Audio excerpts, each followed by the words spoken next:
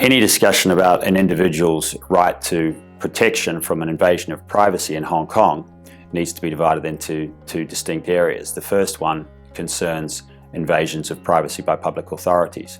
In that regard, Articles 29 and 30 of the Bill of Rights Ordinance provide very clear protections for individuals against invasions of privacy at home and also in relation to invasions of private communications.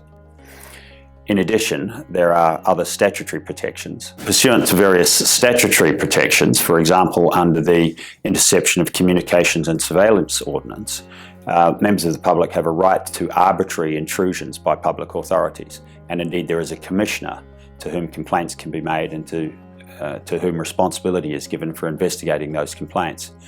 Damages can be sought from the government, in fact, via a complaint to the commissioner in respect of any intrusion that has been wrongfully made under that ordinance. Perhaps of more everyday relevance, certainly to lawyers, is the Personal Data Privacy Ordinance.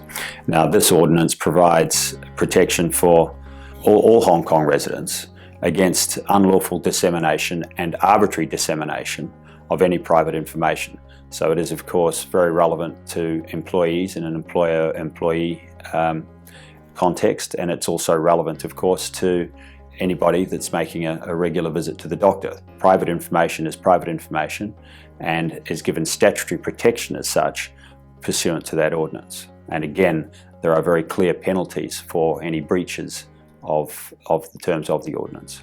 Finally then, in relation to intrusions on privacy by public authorities, in addition to the three areas that we've discussed, namely rights of action under the Bill of Rights, rights of action under the Surveillance Ordinance, and rights of action under the Personal Data Privacy Ordinance, any individual also has a right to sue the government, provided that individual can bring his or her claim within a recognised head of tort.